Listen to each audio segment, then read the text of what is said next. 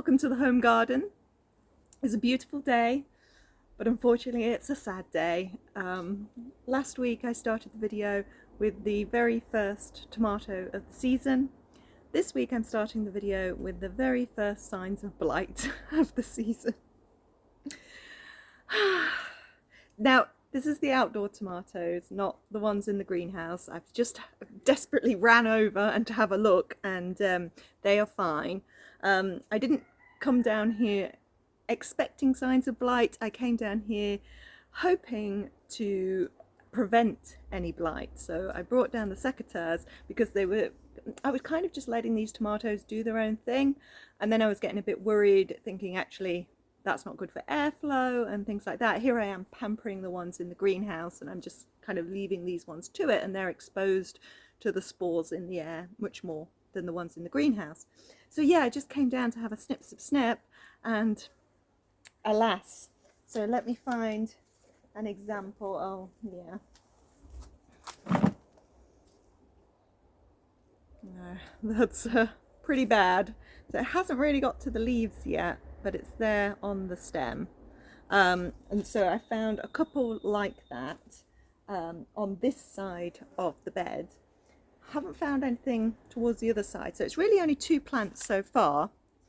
So this really big one is where that branch came from, and this one also had a couple of branches, but everything beyond this seems okay so far, but we'll continue looking.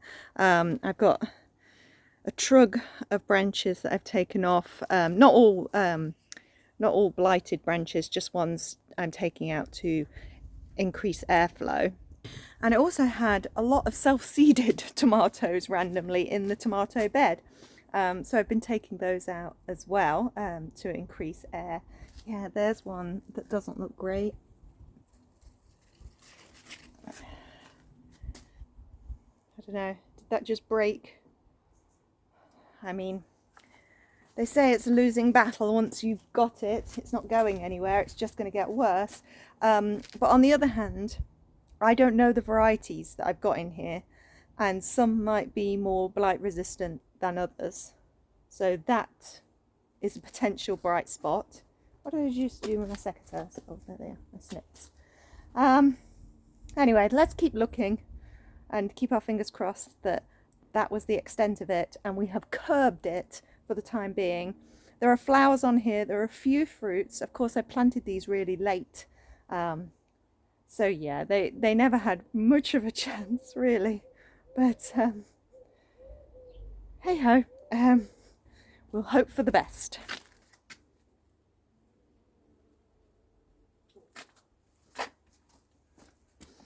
Before I do that, what I have been doing, every time I get a branch or off of one of the plants that I suspect has the blight, I'm sanitizing the snips.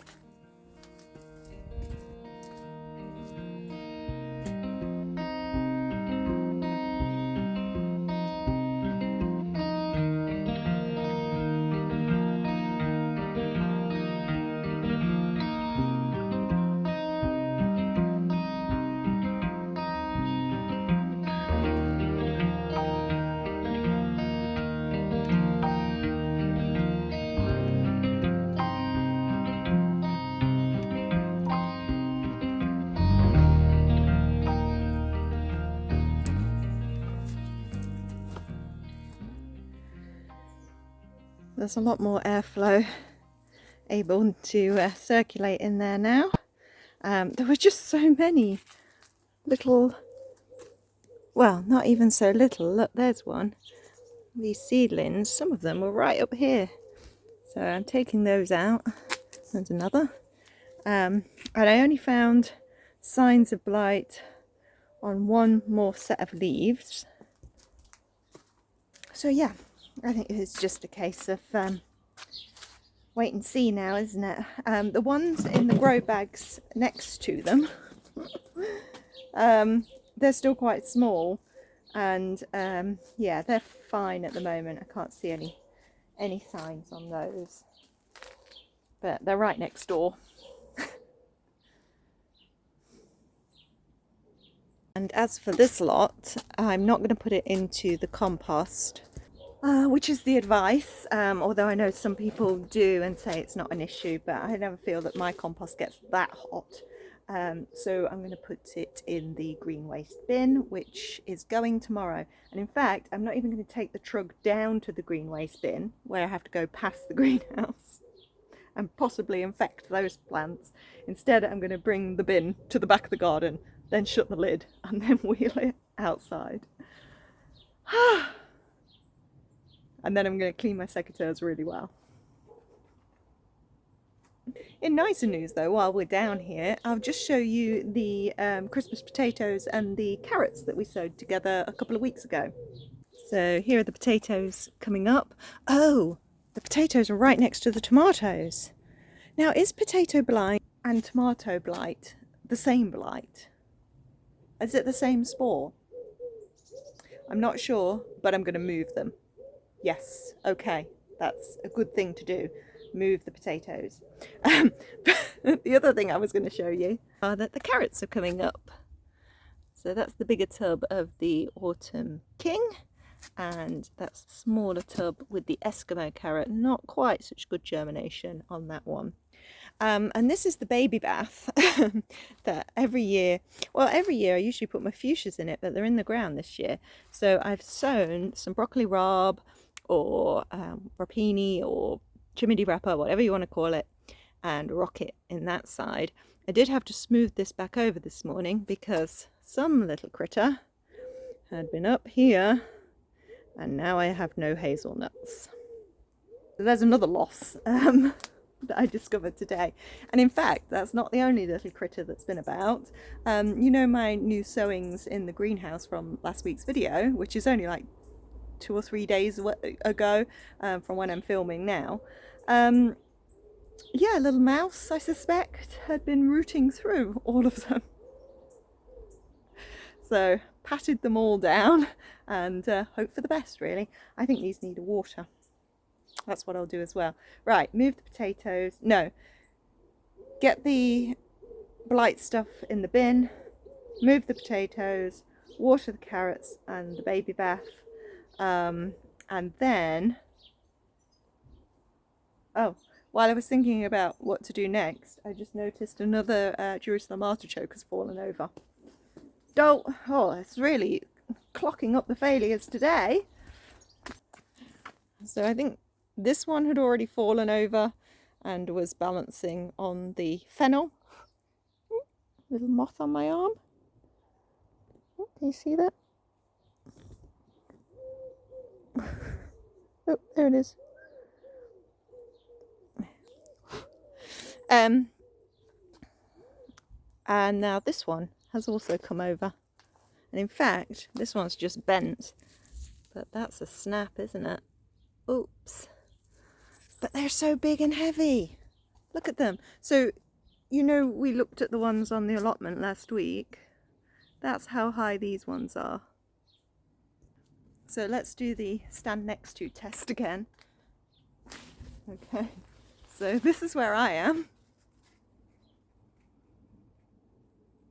Oh, is my arm even long enough? Can I get the top in? Is that the top? Huge, huge. It's like 1.5 of me, I would say. I'm 5'5". Yeah. Beasts, but clearly victims of their own success and have collapsed under their weight. Okay. Well, nothing I can do about that. Right, what was my job? Oh, look. I just spotted them. Oh, so the squirrels decided to trash the bed to get up the hazelnut tree and then just discarded the hazelnuts. Typical. Oh, there we go. Oh, aren't they pretty? Right, I'm taking those inside to dry. Well, here's something that looked dead but has come back from the brink. The plum tree. I pruned it hard last year, so there's not much on it, but there is some.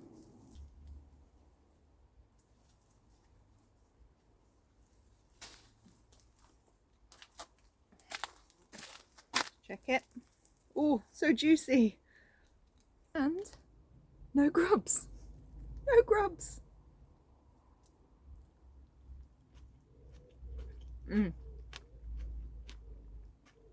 These are Victoria, I think. And they're delicious. Really lovely. I'm glad I've not killed the tree. And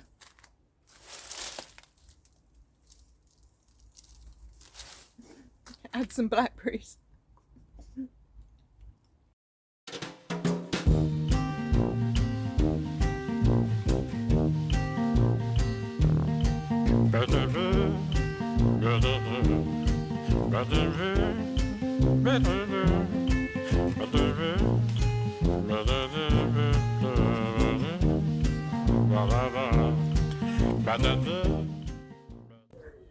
Oh, it just occurred to me wheeling that down, I haven't checked the ones in the mini greenhouses. How are they doing? First look looks good. Stem's quite dark down there, but no patches that I can see. Some fruits though. You see the fruits? Oh. What about this one? Are you looking, Dory? Oh, looks okay. Can't see any dark patches. Last one. Yeah, that looks alright. But what I should probably do is the same thing, prune those down to increase airflow. Right, so I need to clean the secateurs. Oh, isn't that glorious? A little bit of sunshine, a little bit of joy, the cosmos. Oh, what's down here? Oh, some more cosmos. Hello. Oh, and just walking down here, I've got these ones as well that I put in the corners of the beds. There's lots of fruits on them. Now, these were the latter, weren't they? But then I did have more than one or two. That looks suspicious. Nothing white underneath. Could be okay. How's this? That looks quite dark actually. Oh, look at that. What do you think? Looks suspicious. There's some more of it over here. This plant is sprawled all over the place. Yeah. More yellowing than browning. Look at the one on this side. Oh, well, yeah. This one doesn't look healthy anyway. But there are fruits on there. Look. Oh, I don't know.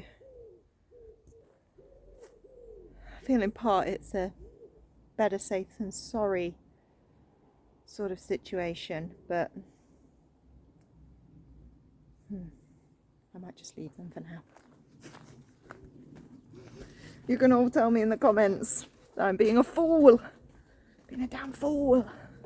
Right, no, potatoes. Back this way. We were doing the potatoes.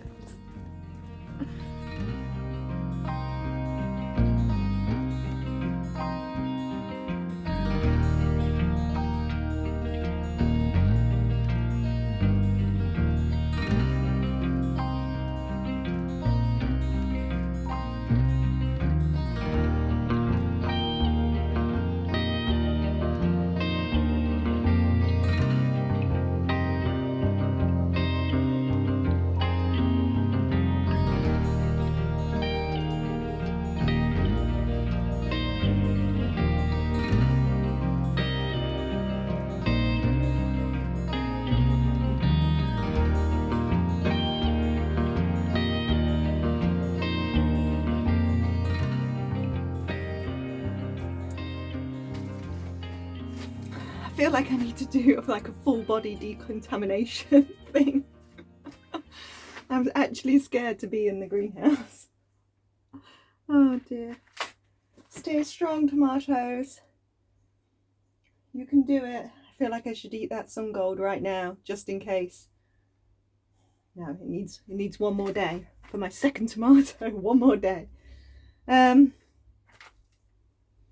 Yeah, I mean, some of the stalks look a little bit black, but they're like, that's at the base and that's to be expected. And the blue fire one has it, but like the blueness, not the blight, hopefully. But I think that's part of the variety, because if you remember when I first put those in, I was a bit concerned. I don't know. Well, in better news, because what I had planned to start the video with was referring to the fact that it was a sunny day and I'd had a lovely walk with Dory and we'd done a little foraging. You'd have seen me with the Himalayan honeysuckle. I'll put the proper name on the screen. When those go black, and they have to be black and really quite squidgy, they taste just like cinder toffee, like burnt toffee. So they're really delicious. And the magnolias are having a second flush, and you can eat magnolia flowers, a little bit bitter, nice for tea. And of course, blackberries and apples. And Mum and I have been regularly picking, oh, and plums as well. Lots of apples, lots of blackberries. So I did make apple and blackberry cake this morning. One of the things that is cropping well is the cucumbers. So I've taken some of those off and pickled them, so doing cucumber ferment. Typically you would do cucumber and dill pickle, but I don't seem to have grown any dill. I have sown some if the mice haven't ruined it, but I have got fennel. I've got bronze fennel that's flowering and going to seed, so I put that in, so that's a good substitute. What else have we been up to, Dory? Oh, picking runner beans. So many runner beans. Hey Dory, so many runner beans. That is definitely my glut. I'm happy about it. This morning while the cake was baking, I was chopping, blanching, freezing more runner beans. I think my freezer is just going to be runner beans and blackberries, which is fine. Happy with that. Speaking of the plot though, that's where all the runner beans are, or most of them. I do have them in the home garden as well, but I probably need to go to the plot and check for blight there. Did see some plot neighbour way down from me, so quite far away, but they had a whole pile of rotten blighted tomatoes at the front of the plot that they'd taken down. Bit bad form to just kind of leave it there, I would say, to, you know, release the spores to everybody else. It's something really you want to bag up straight away, and that's what I did yesterday, because I was looking at the potatoes and I thought one of those, by the way, I just googled, and late blight is the same thing. Potato blight, late blight, tomato blight, it's all the blight. Yes? Oh, you want some cake? I don't think you can have cake. Do you want a runner bean? Let's get you a runner bean.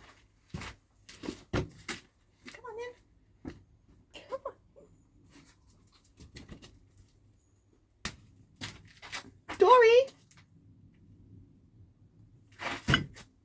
Picked her one and she's disappeared. What was I saying? Oh, yeah, there was a potato on the plot that looked suspicious. So I whipped the foliage off that and I put it in an old compost bag and sealed it up, ready to bring home to dispose of in the council waste. But the other plants looked okay. So I find it hard to tell with potatoes, because you don't know what's dying back and what's blight. Well, I mean, you know what's blight once it's taken hold, but those early stages I think are tricky to determine. I'll eat this then, Dory. But there was one crop of potatoes I was... Come here then, Dory, here. Good girl. Okay.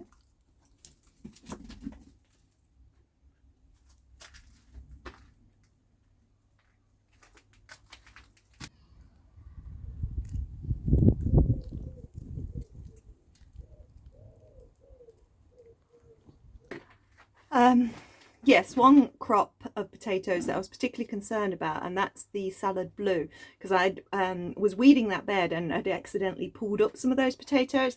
I mean, they're brilliant, they look amazing. I've been having blue mash for the last few nights. But they had a lot of scab, they had slug damage, but there was also parts that looked like they were slightly caving in and they'd gone kind of soft. So yeah, I suspect that that might be a sign of blight, in which case really I should get down to the plot and get those out. But first I'm going to eat my cake.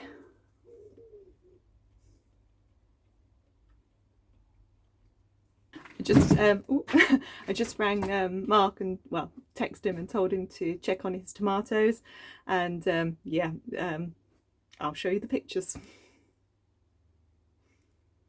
So yeah, his plants are goners. That looks obviously worse than mine, but I said to Mark, the weather that we've had, this super wet July, it's been humid, now we've got this warm weather.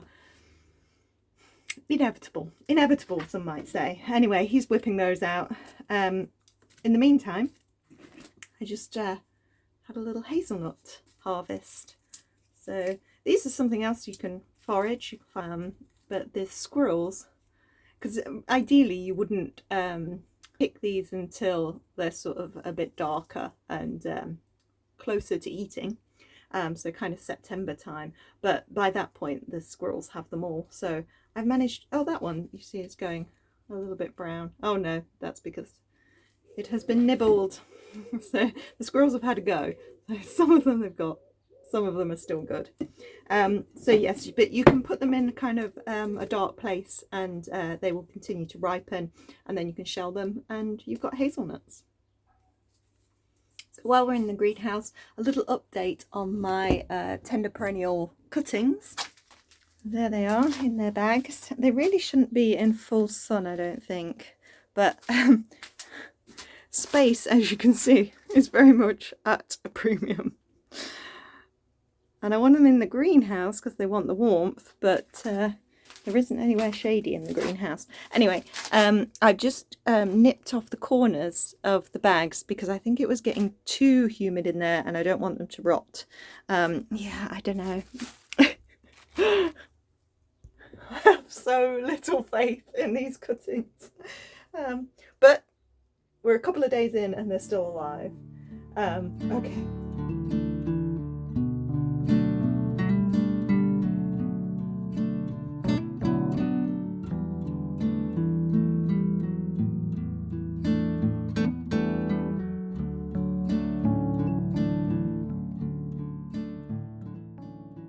So I'm at the plot and I've had a good look around. So I've decided that one tomato plant definitely had it, and I've taken that one out because it was very low on the main stem.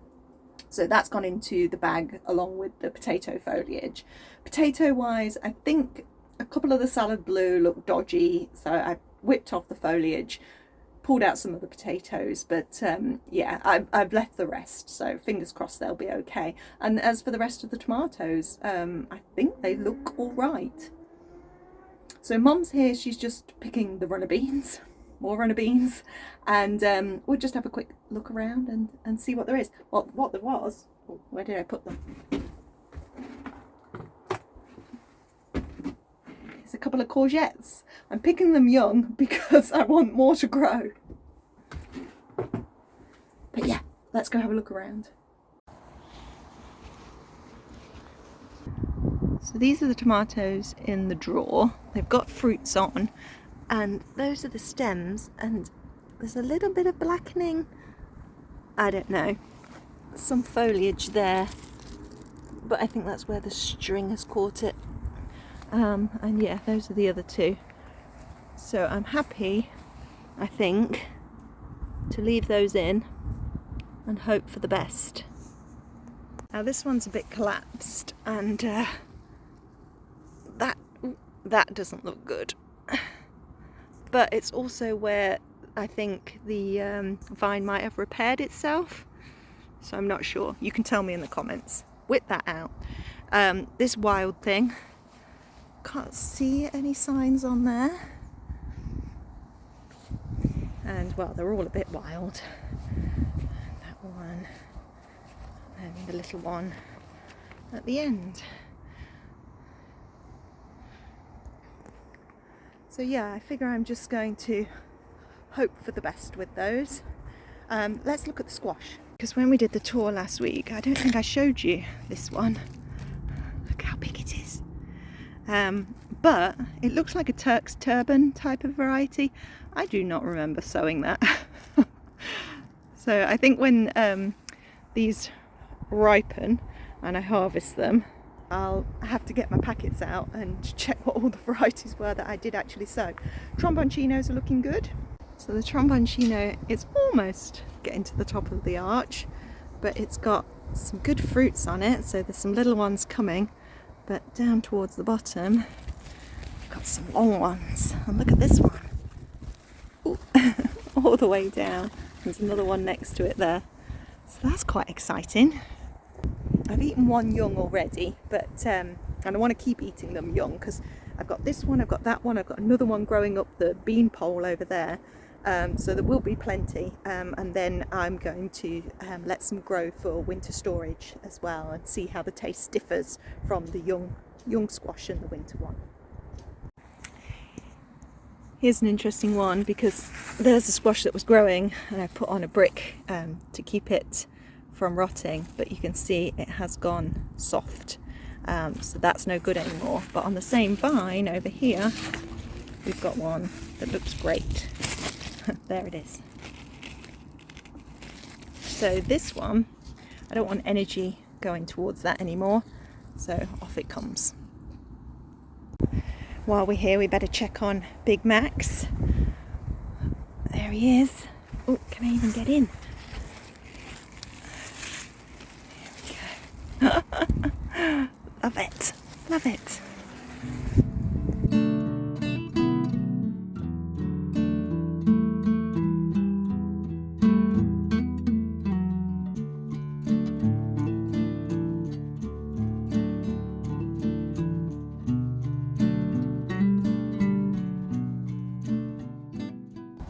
This is the potato foliage on the second earlies, so this is the Saxon. But I'm inclined to think that's just dying back because it's not black. So I think they're okay. That's just normal dying back, I think. Now you might remember this bed from last week. I've now planted it up, so I put grass clippings at the bottom and some of the rabbit bedding and then a bag of compost on top, and I popped in the leeks that I had remaining, some lettuces, and I think this might be strawberry spinach, but I'm not sure it's going to do much. But that was a couple of days ago and nothing so far has been munched by slugs, which is highly unusual because everything seems to be being munched by slugs.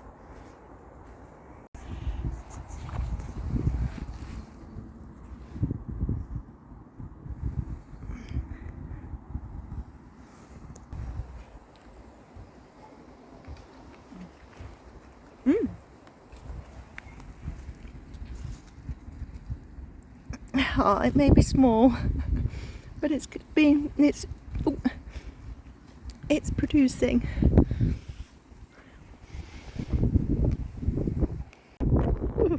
You can see how windy it is on here today. You can probably hear it, but the leek flowers have stopped flowering now, but should be going to seed, and they're so tactile. Oh yeah, like that. There we go, good job, Mum. So that's that for today, because we're going to head down to another allotment site for an allotment open day.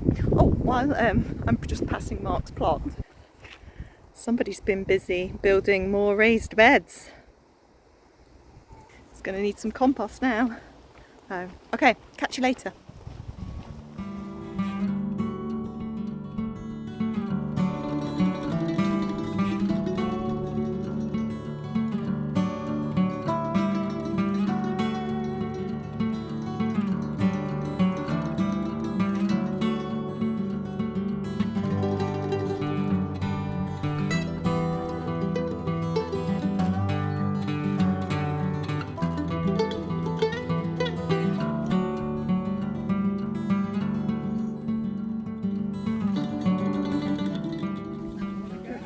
this one is Mark's old plot from how many years ago, Mark? 16. When he was 16. And he knows it was this one because he brought this bath down here.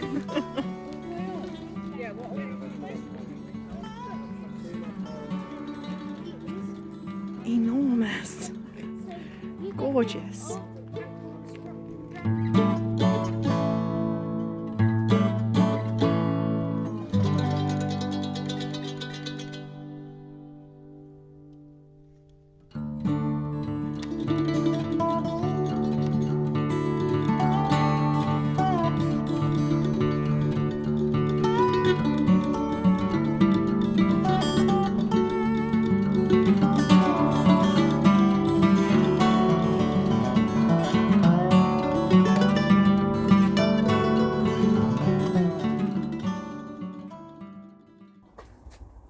Well, that was lovely, really lovely. That's the Raleigh Field site, which is apparently the second largest site in the East Midlands, and it was huge. But we walked the whole thing, and really interesting to see a different site and how, like, that one's set up kind of like some of the ones that I like that I see on YouTube and on Instagram, where you can have fences and hedgerows and you create these kind of little, very much little private gardens, which is different to our site, which is very open plan and you're not allowed to have fences and hedges and things. So it was really interesting to see how everybody had kind of used their space slightly differently, and yeah, lovely. And of course seeing Mark's plot from when he was 16. So that was nice. And they had stalls and things and plants to buy, and I was quite restrained. I wasn't going to buy anything, and then at the very last minute, I'll show you what I got. A dahlia. This one is called York and Lancaster, and it's a red and white dahlia. I saw one as we were walking around, and if I can get a picture I'll put it on the screen. Why have I bought slug food? But you know, this has been pinched out actually. I hope it flowers before the end of the season. But anyway, they've got the tuber even if it doesn't flower this year. But I was busy before we went to the allotments with the tomatoes. They've all got skinny. They've had a very severe haircut. So my feeling is we've got 4 hot days ahead of us, nice sunny days, in preparation for this sunshine, because the forecast after that looks pretty miserable. Bank holiday, isn't it? Of course. So in preparation, I have washed the glass of the greenhouse, only on the outside. I think most of the grub is actually on the inside, but oh well. I've topped the tomatoes, so I've taken out the leader, the new growth at the top, so that they're now going to stop growing and concentrate their energy on ripening the fruits. And to help that happen, I have stripped them of all the foliage except what's at the very top. So these are my methods to try and get these tomatoes to ripen. And to be honest, there is some signs. So the sun gold, which I've had 2 of so far, are starting to turn. We've got one there, which is a Jen's tangerine. You see how I said that they were bigger than the sun gold. This one, which is a chocolate cherry, which was my favourite variety from last year, is just starting to ripen. And I don't think the blue fire are that far off actually. But yeah, the rest are pretty green still. Look at the size of this one though. This is saved beefsteak tomato seed from ones my sister grew last year. But yeah, they are huge. I hope those ripen in time. A quick check on the outdoor tomatoes, and I mean, it's pretty obvious now. There's blight there. So I think maybe I should pull this one out as well. But the others look okay. No signs on those. So it's a shame because there are little tomatoes on this one, but they're not quite big enough to try and ripen inside. But I think, yeah, cut my losses on that one. That one can go in the garden bin. Still no signs on the mini greenhouse ones, so that's good. Hopefully we will have tomatoes. I just want to show you my Gardener's World carnation is coming out. This is called wine cover. So I'll have to show it you next week when it's fully out. This one's nearly there as well. And on the other side, oh, look at those roses. Absolutely gorgeous. I think is that the Wellbeing one? And the other one was the Samaritan. Here's a dahlia, still holding on, but each time it puts out some new growth, the slugs come along and eat it. The one dahlia that is showing promise, look, there's actually a head on it. It's been through so much, and yet it's still managed to put a bud up. And this variety is tartan. So we could see a dahlia yet. I do, to be fair, I do actually have these ones. So there are 6 plants in the old tulip planter, and some of them have managed to pull through, but there's some new growth on these ones. But look what the slugs do. It's just skeletal. Get back to my cup of tea before I end up doing a whole tour of the home garden. I think that's enough for this week, so I shall sign off. Yeah, mixed week. The blight, yeah, disappointing, but you know what, when I was taking all the foliage off these tomatoes earlier, I was like, there are so few trusses on these tomatoes, but actually, being how much I abused those poor tomato seedlings, you know, they were waiting to go out for ages, they were drying out, so they were in that soil that just didn't have enough goodness in, and some of you said I'd be lucky to get any tomatoes whatsoever, and I have got tomatoes. I will have tomatoes, so I think any tomatoes is a win, and if I can keep the blight off these ones in the greenhouse, then I'll be happy. So yes, thank you for joining me. I shall see you next week. Like and subscribe, and take care.